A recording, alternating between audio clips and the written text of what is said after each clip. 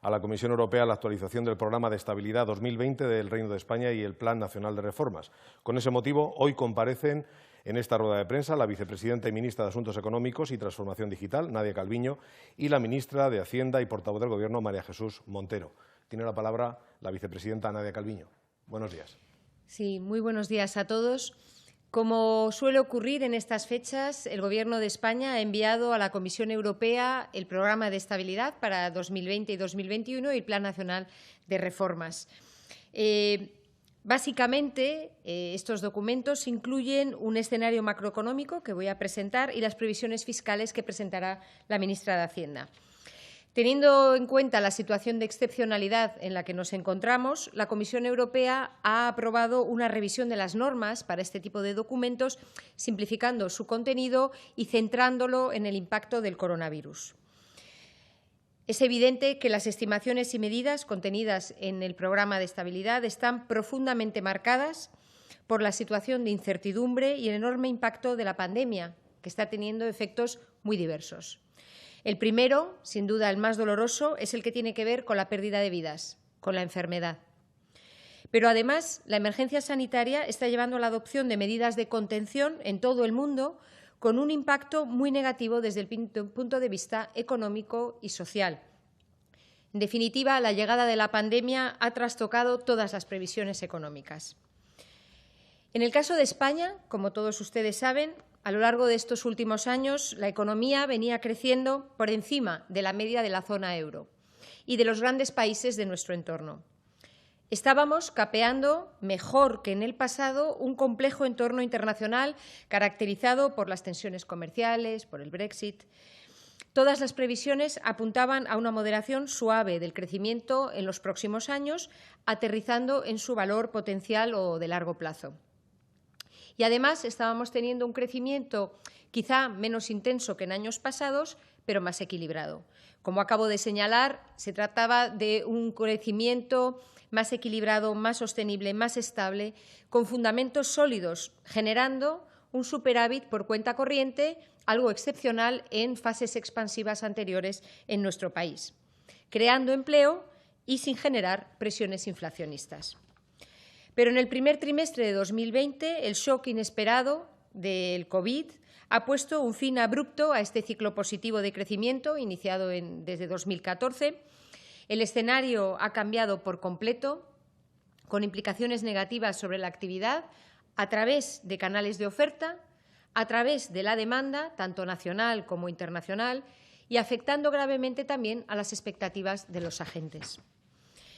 La crisis sanitaria del COVID-19, cuyos primeros casos se detectaron en China a finales de 2019, se ha convertido en apenas 3 meses en una pandemia con más de 160 países luchando por contener su expansión.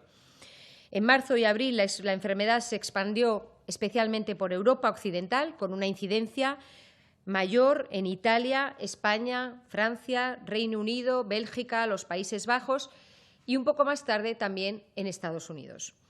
Ante la ausencia de vacunas u otros remedios de eficacia contrastada ante esta enfermedad desconocida hasta ahora y ante la saturación y el riesgo de colapso de los sistemas sanitarios con la propagación del virus, todos los países han adoptado medidas de contención, medidas de confinamiento, reducción de la movilidad y de la actividad económica. España se encuentra entre los países europeos cuyas medidas han sido más intensas. Pero las medidas de distanciamiento social están teniendo éxito y España está avanzando en la contención del virus. Eso ha permitido que el pasado Consejo de Ministros aprobase un plan de desescalada de las medidas extraordinarias de contención, de reducción de la movilidad y de la actividad económica. Se trata precisamente de, manteniendo la referencia prioritaria de la protección de la salud pública, recuperar paulatinamente la vida cotidiana y la actividad económica.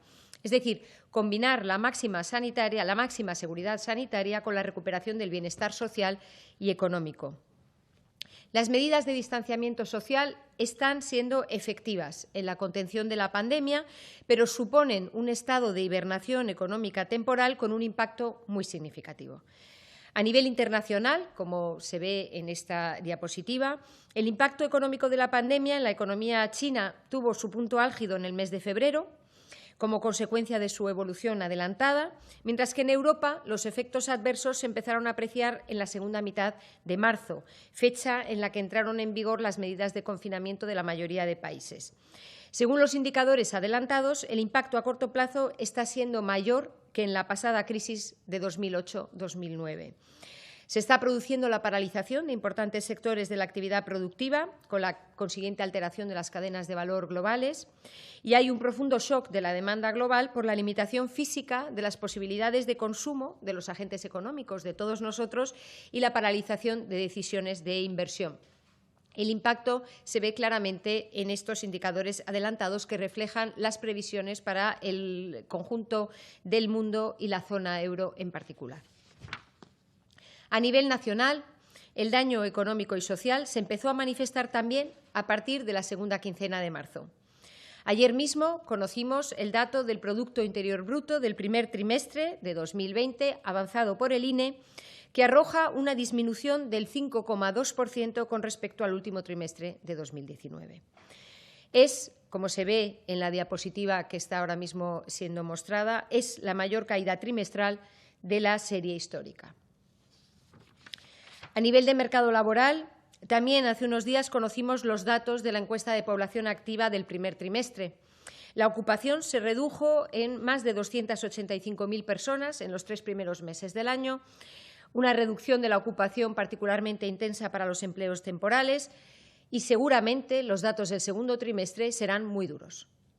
Pero con todo, vemos que el ajuste del empleo, en comparación con crisis incluso menos intensas, es menor gracias a las medidas de flexibilización y de apoyo que adoptamos desde el primer momento, en particular el fuerte apoyo presupuestario a los expedientes de regulación temporal de empleo. En efecto, desde el primer momento el Gobierno ha actuado en un triple frente. En primer lugar, atajar la crisis sanitaria, reforzar el Sistema Nacional de Salud y respaldar la investigación.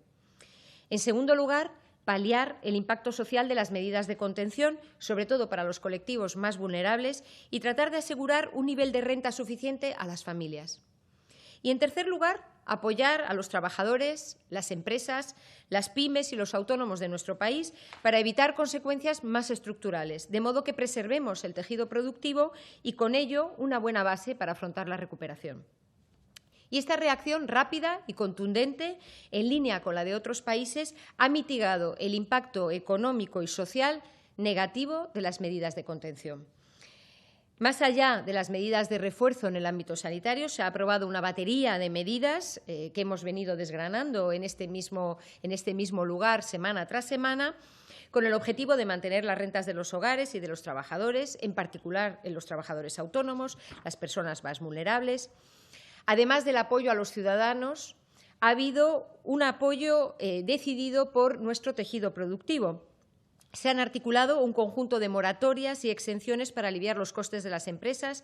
Se ha puesto en marcha una línea de avales a través del ICO de hasta 100.000 millones de euros para garantizar la liquidez de la economía y la continuidad del tejido productivo. El objetivo es evitar que problemas de liquidez deriven en despidos y en problemas de solvencia, de modo que el sistema productivo se encuentre en las mejores condiciones para retornar a la actividad en cuanto sea posible. La mayoría de los avales concedidos se concentran en pymes y autónomos y la oferta de financiación de los bancos, gracias a los avales del ICO, supera en los 24 días de abril que ha estado disponible más que toda la financiación concedida en febrero, en enero o en todo abril de 2019 por el sistema financiero. Las medidas de mantenimiento de rentas han permitido proteger a más de 6 millones de personas, incluyendo a los trabajadores que están afectados por los expedientes de regulación temporal de empleo y que están recibiendo una prestación pública, a los que se añade el hecho de que los empresarios no pagan las cotizaciones sociales por ellos. El derecho a la prestación contributiva por desempleo de los trabajadores afectados por estos expedientes de regulación temporal de empleo y otras situaciones de desempleo, aunque no hubieran alcanzado los mínimos necesarios para tener derecho a esta prestación. La prestación extraordinaria por cese de actividad para los autónomos afectados por el estado de alarma. El subsidio extraordinario para trabajadores con contrato temporal, para empleadas del hogar, para los trabajadores con contratos fijos discontinuos. Bueno, un conjunto muy amplio de medidas de apoyo que aumentan el gasto del Estado, medidas que reducen los ingresos del Estado y que, por tanto, tienen un impacto fiscal muy significativo que va a detallar en un momento la ministra de Hacienda. Estas medidas están permitiendo, como he dicho hace un momento, suavizar el impacto económico y social de esta emergencia. Con la vuelta el día 13 al estado de alarma original, se ha recuperado parte de la actividad perdida en las primeras semanas. En efecto, se observa una estabilización de los indicadores de alta frecuencia en la segunda quincena de abril.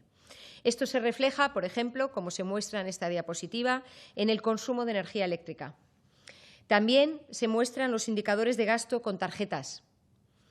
También la recuperación parcial de la afiliación a la Seguridad Social, que ya ha recuperado prácticamente lo perdido durante las semanas de mayor contención de la actividad. En este contexto inédito y de elevada incertidumbre, paso a presentar el escenario macroeconómico, cuáles son nuestras previsiones. Se trata de un escenario elaborado en estas circunstancias excepcionales y basado en la información disponible hasta el momento, que acabo de desgranar brevemente. El escenario macroeconómico ha sido avalado por la Autoridad Independiente de Responsabilidad Fiscal, la AIREF. Si el ejercicio de realizar previsiones es siempre complicado, en estas circunstancias lo es aún más.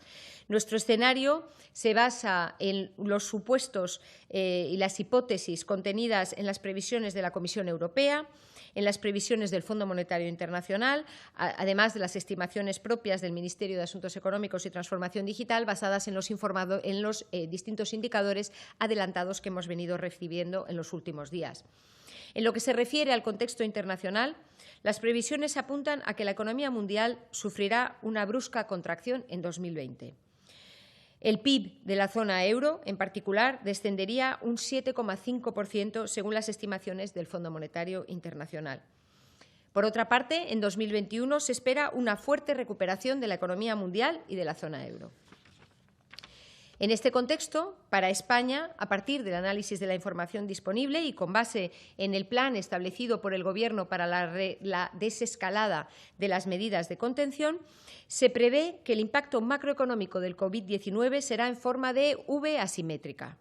La caída de la actividad económica está siendo muy intensa, con una pendiente negativa muy pronunciada, particularmente en este segundo trimestre, mientras que la recuperación será previsiblemente más gradual, su pendiente positiva más suave. Así, en este segundo trimestre se registra la caída más intensa, previéndose la paulatina recuperación de la actividad económica a partir de la segunda parte del año hasta alcanzar una fuerte tasa de crecimiento en 2021. Las previsiones señalan, en efecto, una fuerte contracción del PIB en 2020 hasta el menos 9,2%, debido principalmente a la caída de la demanda interna, principalmente dentro de esta demanda interna el consumo privado, que llevaría a un aumento muy significativo del ahorro, tanto por el aumento de la incertidumbre y, por tanto, ahorro precautorio, como el ahorro forzado, en cierto sentido, por las restricciones de movilidad que han generado una importante demanda embalsada, una demanda que no se puede realizar en este momento por las restricciones a la movilidad. Sin embargo, la demanda interna también liderará la recuperación de la economía española a partir del segundo semestre de 2020. El levantamiento progresivo de las medidas de contención, la desescalada, permitirá la progresiva reactivación sectorial de la economía española, impulsando así la creación de empleo y la demanda agregada. En lo que respecta al sector exterior, este se verá particularmente afectado por el impacto del COVID-19 sobre el turismo extranjero.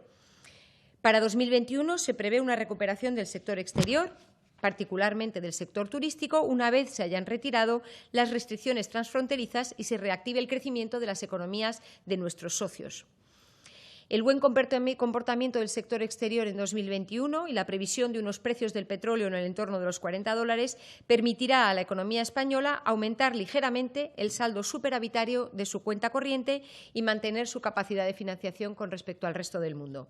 Todo ello conduce a una previsión de crecimiento del PIB del 6,8% en 2021.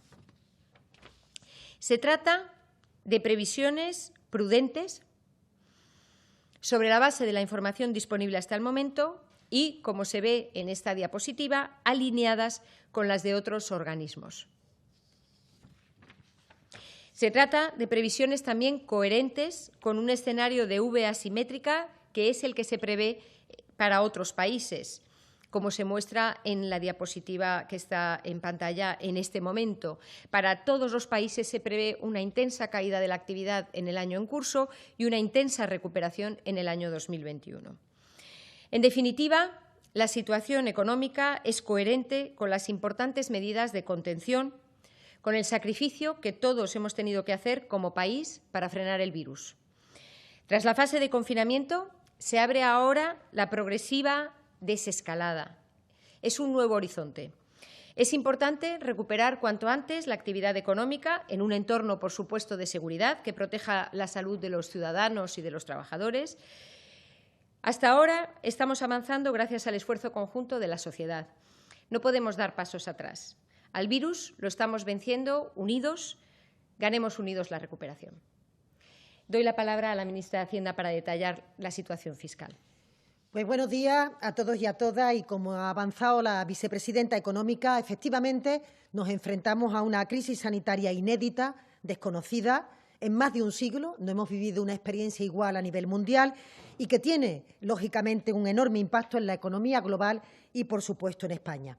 Así lo ponen de manifiesto los datos que empiezan a conocerse y, como es evidente, así también se refleja en las estimaciones que presentamos en este programa de estabilidad y en el cuadro macroeconómico que acaba de expresar la vicepresidenta. Estos efectos adversos van a impactar, lógicamente, de lleno en la evolución de las cuentas públicas, como voy a intentar detallarles. Porque es evidente que nos enfrentamos a una realidad complicada, sin precedentes. Todos los ciudadanos somos plenamente conscientes de la gravedad de la situación, porque además lo estamos viviendo y muchos de ellos lo están sufriendo. Por eso yo quiero ser muy clara. Se trata de previsiones prudentes que no ocultan la difícil situación a la que nos enfrentamos.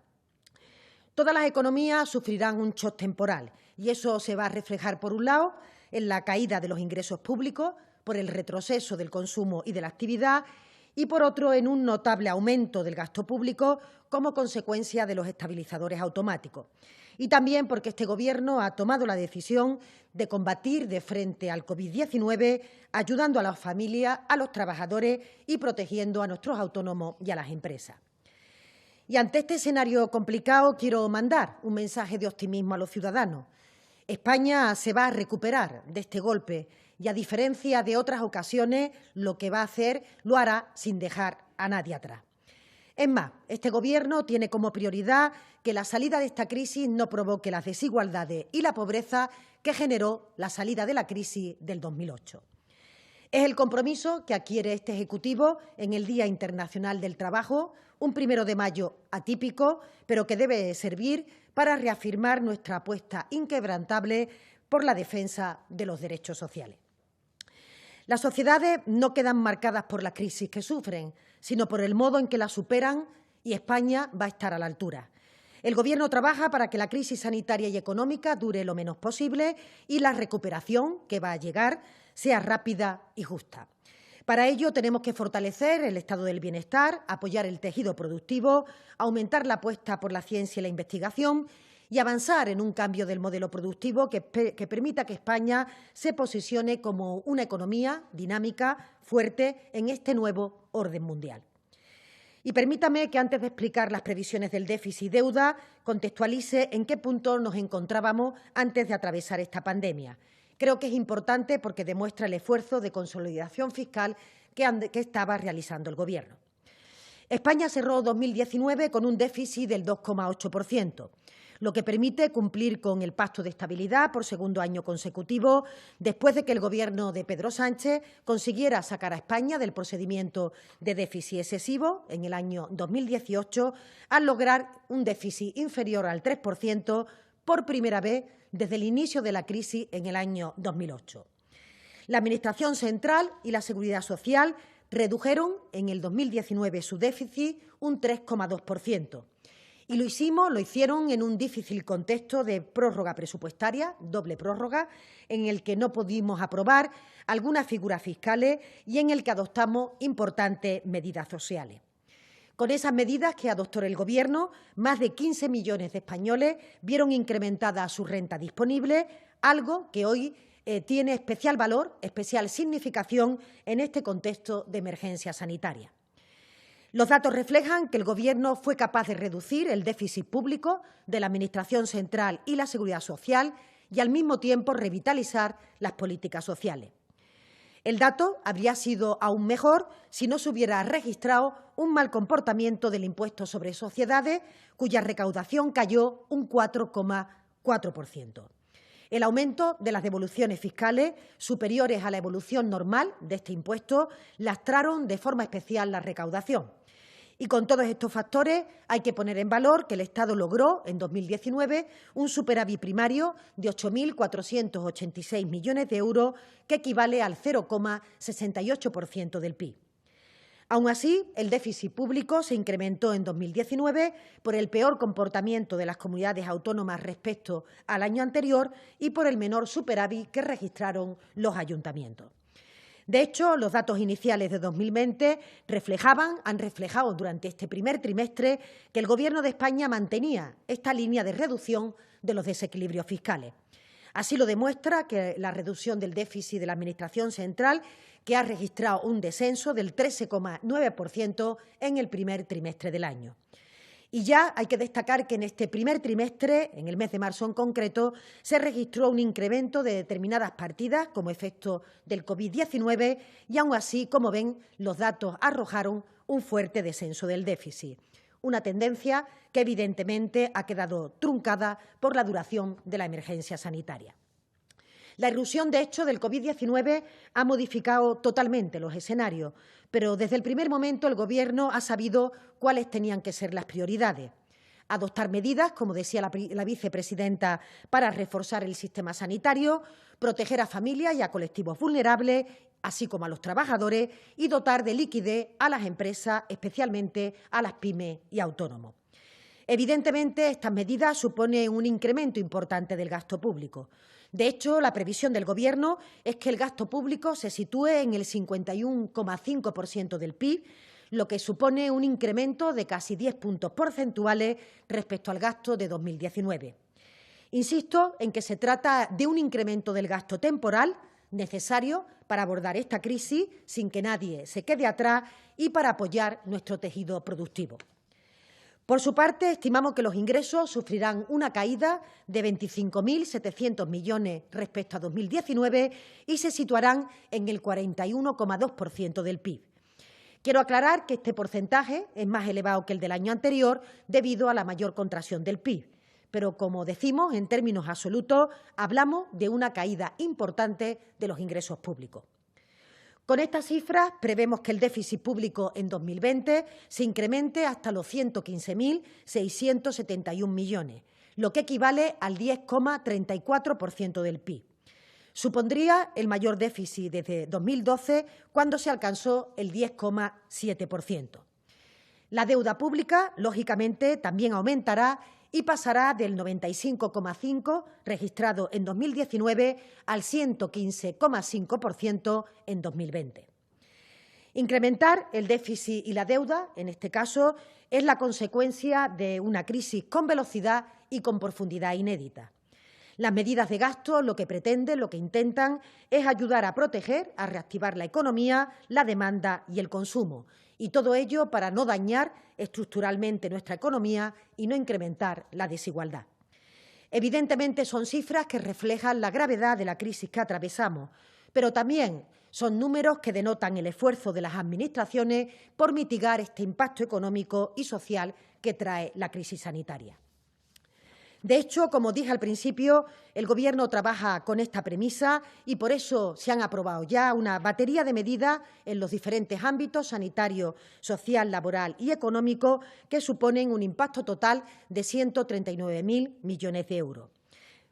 Tienen ustedes en el programa detalladas las medidas que se aprobaron por reales decretos con el impacto económico directo del gasto, que ha supuesto 28.400 millones, y también la minoración de ingresos, fundamentalmente por las cuotas de seguridad social, que han supuesto 6.120 millones de menores ingresos.